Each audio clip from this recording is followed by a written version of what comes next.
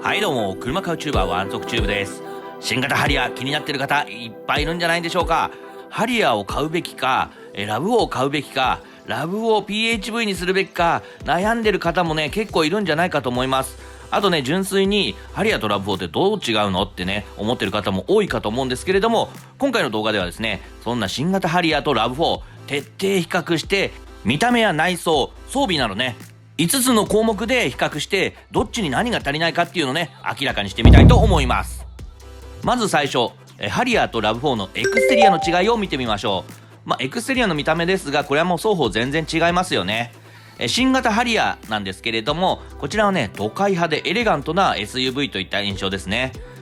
都会派 SUV のパイオニアとして初代ハリアーがデビューして以来ですね、ライバルメーカーが追随してきたように、ハリアーにはねやっぱ都会が似合いますね。先代からのキープコンセプトながら、より流麗にクーペスタイルを意識したデザインになりました。シャープで切れ長なヘッドライトは中間グレードの G 以上で2本の L 字型に光るポジションランプ兼デイライトになっています。先代ハリアーまではグリルについていた鷹の一種であるチューヒーという鳥のマークがなくなってですね、トヨタマークになっています。続いてサイドビューなんですけれども、こちらはねオーバーハングが長いのは先代からも同様なんですが、新型ハリアーのボディサイズはですね、全長4740、全幅1855、全高1660、ホイールベース2690と、先代比で全長で 15mm、全幅で 20mm 大きくなっています。そして全高で 30mm 低くなって、でホイールベースは 30mm プラスとなっています。長すぎたフロントのオーバーハングは、若干 5mm 程度ですが削られて、逆にねホイールベースの方が延長されたのは朗報ですね。これでね、居住空間が広がったっていうことですね。ただしですね、全幅がマンションの一般的な駐車パレットの最大幅である 1850mm を超えてしまっているので、その理由でね購入を諦めざるを得ない人も少なからずいるのではないかと予想されます。これはね超残念ですね。うちもマンションなので、うちのパレットにはですね車庫証明が通らなくてハリアーは収まらないってことになりますね。で新型ハリアーではですね、リアビューが特に特徴的ですね。上位グレードの Z にのみ装備されるロングタイプのハイマウントストップランプとかですね、左右を貫通するように光るリアコンビネーションランプがデザインの見どころとなっています。切れ長なリアコンビネーションランプはジャガー F タイプとかポルシェカイエンを彷彿とさせるデザインだと思います。リアコンビネーションランプの下側がね少しえぐられたようになっているのもリアのねエクステリアの特徴となっていますが、これなかなかかっこいいと思います。まさに都会派の SUV といった感じでエレガントでゴージャスなエクステリアになってるんじゃないでしょうか。都会派って言ってしまえばね、オフロードがあんまり似合わないってことですね。いろいろねメッキパーツがついているのに、泥とかね岩場とか行ってねメッキが剥げちゃったなんて言ったらちょっとねかっこつかないですからね。続いてラブ4のエクステリアなんですが、こちらはアウトドア派の SUV ですね。こちらはですね好きにまみれろというねコンセプトがあった通り、アウトドア志向の強いデザインになっていると思います。メインの市場となる北米で受けそうな、タコマとかのねピックアップトラックのフロントマスクにも似たタフな印象に生まれ変わっています。ただですね、2020年夏に追加されるラブ 4PHV ではですね、フェンダーアーチモールとかフロントグリルなどは全てピアノブラックに塗装されていて、こちらはねちょっと都会派な雰囲気もあります。このねラブ 4PHV はねハリアーにもプラグインハイブリッドのラインナップがないので、ラブ4だけの特徴となりそうです。で新型ハリアーとラブ4は同じ TNGA の K プラットフォームというね、カムリやレクサス ES と同じプラットフォーム、車台ですね、車の基本となる部分が同じコンポーネントで作られています。ラブ4のボディサイズはですね、全長4600、全幅1855、全高1690、ホイールベース2690となっています。同じプラットフォーム使っているのでね、ホイールベースは同じ2690となっています。ボディサイズを比較してみると、新型ハリアーが全長4740で、全幅は同じ1855で、全高は1660と、なっているので、新型ハリアーの方が14センチも長く、3センチ低いっていう形になっていますね。オーバーハングが長いのがハリアーの特徴です。ちなみにオーバーハングとは前後のタイヤより外側にあるはみ出した部分のことですね。通常これはあまり長くない方が良いです。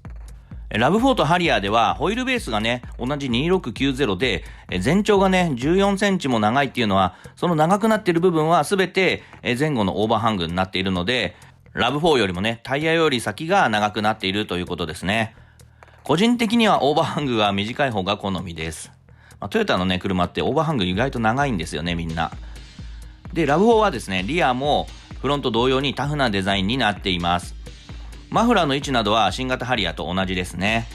リアバンパー、下部にもプロテクターがあるなど、全体的にオフロードを走っても大丈夫なデザインになっています。続いては新型ハリアーとラブ4の内装の違いです。これもねまた全然方向性が違いますね。両者を写真で比較してみましょう。新型ハリアーの内装はラグジュアリー志向ですね。先代ハリアーもレクサス顔負けに質感は高かった内装なんですけれども、今回の新型ハリアーもインテリアの質感は非常に良さそうですね。まず何より驚いたのはですね 12.3 インチワイドというね超大型の、T コネクトナビの採用ですね。これはねトヨタ初じゃないでしょうか。レクサスでも NX とか UX とかではですね 10.3 インチワイド止まりなのに、 RX と同等クラスの 12.3 インチワイドをハリアーで採用してきているっていうのにはね驚きましたね。そしてインテリアデザインはですね馬の鞍をイメージしたというセンターコンソールには多くの部分をソフトパッドで覆われていて、インパネもねピアノブラックのパネルが大部分を占めるなど、無塗装ねプラスチックがむき出しの部分がほとんどなくてですね、これまたレクサス顔負けの質感となっているように見えます。でドアトリムなんかもねステッチ付きの合成比較やパイピング処理された過色もあしらわれるなど、もう質感はね抜かりなしですね。あとはねアンビエントライトがあれば完璧なんですけど、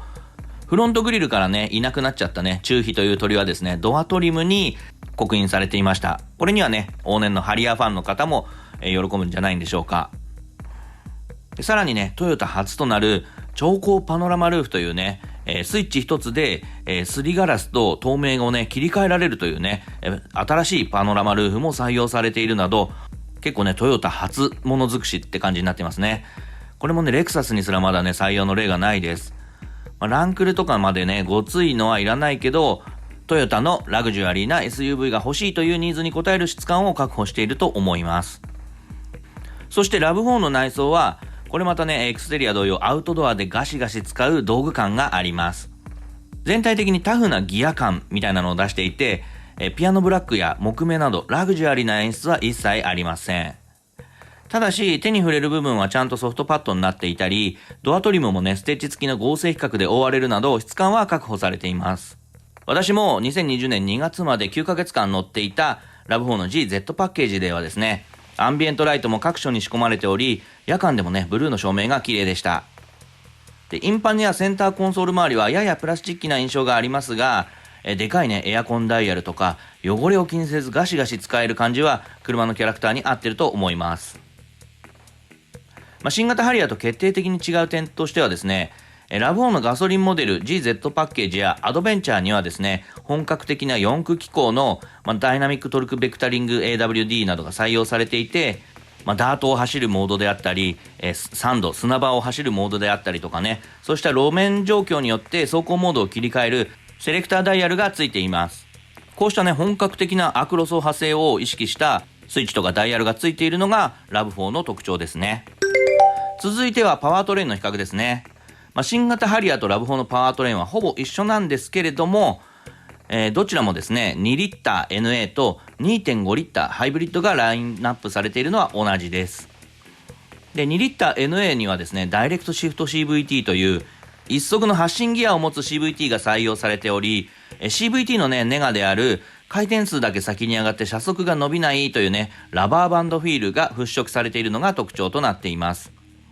私が所有していたラブ 4GZ パッケージは2リッターの NA ガソリンモデルでしたが、確かにダイレクト感のある加速フィールと2リッターとは思えないトルク感に驚きました。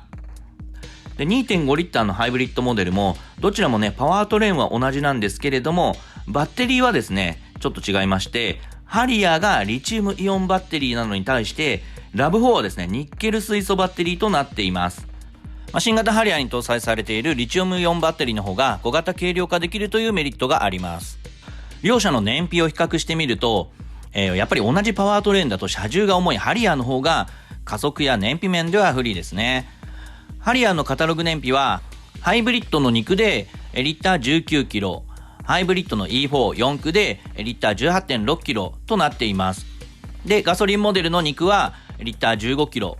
で4駆で 14.4 キロとなっています。こちらはね目標数値なので実際に発売される時には若干変わるかもしれないんですけれども、いずれもね WLTC モードというね実燃費に近いモード燃費で計測されているものだそうです。一方ですね、RAV4 のカタログ燃費がハイブリッドの2駆でリッター25キロ、ハイブリッドの E44 駆でリッター 20.6 キロでガソリンの2駆が 15.8 キロ、ガソリンの4駆が 15.2 キロとなっているので、やっぱりね軽い分RAV4 の方がだいぶ燃費がいい印象ですね。おそらく加速フィールもRAV4 の方が軽快感あると思うんですけれども、実際私乗っていた2リッターのガソリンモデル GZ パッケージのRAV4 ではですね、出足の発進加速はお世辞にも軽快感があるっていう感じではなく重さを感じるものだったので、新型ハリアーのね NA だとそれより重いボディだと加速がどうなるかっていうのはちょっと心配でもあります。そしてですね、ハリアーとRAV4の最大の違いとなるのが、RAV4 にはですね、プラグインハイブリッドモデルが2020年夏に追加になります。で、RAV4 のハイブリッド車と同様の、2.5 リッターのダイナミックフォースエンジンというのを搭載しながらも、新開発の大容量リチウムイオンバッテリーやモーターの大容量化をはじめ、高出力を可能とする新たなプラグインハイブリッドシステムにより、システム出力はRAV4 ハイブリッドの222馬力を大幅に上回るクラストップレベルの306馬力と、こちらを達成しています。で、加速性能は停止から96キロ、096の加速において、5.8 秒を達成していると。で、この 5.8 秒がどれぐらい速いかっていうとですね、シビックタイプ R が0100というね、0から100キロの加速までのタイムが 5.7 秒となっているので、それとね大差ないレベルってことなんでね、相当速いと思います。ちなみにRAV4のハイブリッドは 7.8 秒だそうで、それよりもね2秒速いタイムになっているということなんで、相当快速なね SUV になるんじゃないかと思います。そしてこちらのRAV4PHV なんですが、大容量のリチウムイオンバッテリーは床下搭載することでRAV4と同等の室内空間を確保するとともに、低重心化によって走行安定性の向上にも寄与しています。バッテリー総電力量はプリウス PHV の 8.8kWh に対して2倍以上となる 18.1kWh を搭載していると。これはねアウトランダー PHV の 13.8kWh も大幅に上回りますね。 EV のみの航続距離は約 95km を実現と。こちらも WLTC モードなんですが、こんだけ走れればね日常ユースではほぼエンジンかからずに使うことができそうですね。もし充電が切れてしまってもピュア EV とは異なってエンジンで発電しながら通常のハイブリッドカーと同様に走行することができるのもこの RAV4PHV の魅力になります。その際のRAV4PHV のハイブリッドカーとしての燃費はリッター 21.8 キロとかなり優秀ですね。これは通常の RAV4 の4駆モデルのリッター 20.6 キロと比較しても優れています。続いてはですね、新型ハリアーとRAV4の装備の違いについて見てみましょう。まず新型ハリアーからですね。で、新型ハリアーにあってRAV4にない装備になるんですけれども、アダプティブハイビームシステム、12.3 インチワイドディスプレイ、セルフリストアーニングコートの採用、超高パノラマサンルーフ、運転席オートスライドアウェイ、電動チルト&テレスコピック、全後方録画機能付きデジタルインナーミラー、車両機能音声認識操作、ブラインドスポットモニター連動のレーントレーシングアシスト、 ITS コネクト、ヘッドアップディスプレイ、ドアミラー足元照明、助手席パワーシート、 Apple CarPlay& Android Auto で、今米印つけたの4つ読みましたが、こちらは RAV4PHV には設定があります。という感じの装備となっています。安全装備の面で一番異なるのはアダプティブハイビームシステムがハリアーにしかないということですね。このアダプティブハイビームはカメラで対向車や先行車を認識してその部分だけ遮光してくれるハイテクなハイビームシステムとなっています。これはね新型ハリアーの G グレードというね中間グレード以上に標準装備となりますが、RAV4 にはね PHV のモデル含めて用意がありません。さらに高級車前とした装備として電動テレスコピック&チルトですとか運転席オートスライドアウェイなどはレクサス顔負けの装備となっています。電動テレスコピック&チルトはですね、要はハンドルが電動で動くってことですね。高さとかを調節するのが電動になっているってことですね。そして運転席オートスライドアウェイっていうのはですね、電源を切ると、運転席がですね、乗降しやすい位置にシートが後ろに下がってハンドルが、しまわれると。これねレクサス車には装備があるんですけれども、それをねハリアーにも採用しているということですね。これラブ4にはありません。そしてね見た目の印象で大きく異なるのはこの 12.3 インチワイドディスプレイですね。これはねレクサスでも RX 並みの大型サイズなんで、内装はですねレクサス並みになるんじゃないかと。ラブ4では最大9インチまでのナビとかディスプレイオーディオになります。あとねドラレコ代わりになる、録画機能付きのデジタルインナーミラーもハリアーから採用されていると。これも違いになりますね。続いてラブ4にあって新型ハリアーにはない装備なんですが、ダイナミックトルクベクタリング AWD、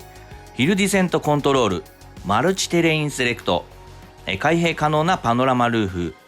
プラグインハイブリッド、後席シートヒーターとなっています。このプラグインハイブリッドと後席シートヒーターはラブ 4PHV のみの装備となっています。ラブ4にあって新型ハリアーにない装備はこのぐらいですね。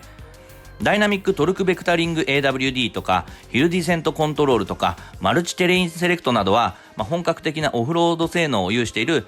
ラブ4ならではの装備ですね。それ以外ではですねラブ 4PHV のプラグインハイブリッドシステムと、あと後席シートヒーターがあるぐらいで、装備面では新型ハリアーのが充実しているという印象ですね。これらの情報を分かりやすく表にまとめたので、こちらなんですけれども、これはねちょっとブログで見ていただいた方がいいかと思います。これブログの URL はね下の詳細欄に貼っておきますんでね。そして最後に新型ハリアーとラブ4の価格を比較なんですが、価格はですね新型ハリアーもラブ 4PHV も2020年の4月現在ではまだ分かっていないので、これはね分かり次第またね追ってレポートしたいと思うんですけれども、価格レンジなんですけれども、ラブ4のガソリンモデルが 265.6 万円から341万円、ラブ4のハイブリッドが 326.1 万円から 388.8 万円、ラブ4の PHV の予想価格なんですが、450万円から500万円ぐらいじゃないかと。で新型ハリアーのガソリンモデルが320万円から460万円ぐらいじゃないかと。で新型ハリアーハイブリッドの予想価格が400万円から540万円ぐらいじゃないかと、私が勝手に予想しています。一番高いのが新型ハリアーハイブリッドの4駆の Z レザーパッケージっていうのになるんじゃないかと思いますが、ラブ 4PHV の最上級グレードもおそらくね500万円前後の価格になるんじゃないかと個人的には思っています。あくまでね個人的な勝手な予想なんで外れるかもしれないんですけれども、価格で選ぶならやはりラブ4のガソリンモデルか、ハイブリッドが安くてですね、それでも込み込み400万円前後の価格となりますが、それに次いで、新型ハリアーのガソリンモデルとなっていくんじゃないかと思います。そしてねお金に余裕がある方はラブ4の PHV かハリアーのハイブリッドで悩むんじゃないかなと思います。でまとめなんですけれども、新型ハリアーとラブ4どっちを買うべきかというところなんですが、いろいろな面でね今新型ハリアーとラブ4を比較してみましたけれども、個人的なね感想としてはですね、どれも一長一短で良い面があるので、ライフスタイルや好み予算に合わせて好きなものを買うがよしという当たり障りのない感じになってしまいますね。レクサス並みの豪華装備でラグジュアリーな雰囲気を味わいたい人はやっぱ新型ハリアーでと。プラグインハイブリッドの瞬速と EV 走行だけで街乗りをこなせてしまい、さらにねアクロ走破性もそこそこ完備し、さらに災害時には家電への給電もできる万能性ならラブ 4PHV になるんじゃないでしょうか。私自身ねラブ4のガソリンモデル GZ パッケージを購入してすでに売却して新型ハリアーを購入予定なんですけれども、ここに来てラブ 4PHV もなかなか良さそうだなと思ったりもしています。これからねラブ4を検討している人は PHV も選択肢に入れておいた方が良さそうですね。でまとめると、価格で選ぶならラブ4のガソリンかハイブリッド、ラグジュアリーな装備で選ぶなら新型ハリアー、加速や燃費ライフラインとして選ぶならラブ 4PHV といった感じでしょうか。そんな回答じゃね当たり障りなすぎるって思う人もいるでしょうね。よくあるキュレーションサイトとかではいかがだったでしょうかという決め台詞とともにここで終わってしまうんでしょうけれども、ワンソクチューブは違いますね。何せ車買うチューバーですから。で、おすすめは何と聞かれたら、蒸気のようなふわっとした答えになるんですけれども、私が買うならどれっていう質問に対しては答えが明確にありますね。私だったら新型ハリアー買うってことです。これね決めてますけれども、理由がいくつかありますが、主な理由としては、私がすでにね、ラブ4のガソリンモデルを1年前に購入してもう売却済みなので、プラグインハイブリッドにはなったとはいえ、改めてラブ4をもう一回買うよりは新型ハリアーの方が新鮮な感じがするからというのが一番大きい理由ですね。もちろんね、ラブ4からラブ 4PHV に買い替えるのも大いにありだと思います。新型ハリアーよりもね加速とか燃費に優れてるんで、そこでマウント取るのもありだと思います。私の個人的な意見ですけれども、参考にしていただければと思います。そして気になる新型ハリアーの発売日ですが、2020年6月17日を予定しているっていうことですね。価格発信は5月11日になるそうで、そこからね見積もりが解禁して、5月15日くらいにメーカーに予約の伝票を流し始めるってことなんで、私もねそこの一番を狙って予約をしたいと思いますので、見積もりレビューなんかもご期待いただければと思います。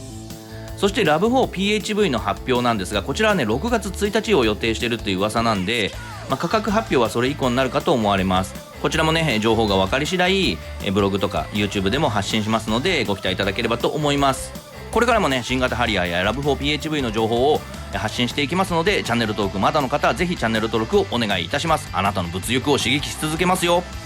それでは買いたいあなたの背中を押すチャンネルワンソクチューブ、次回もお楽しみに。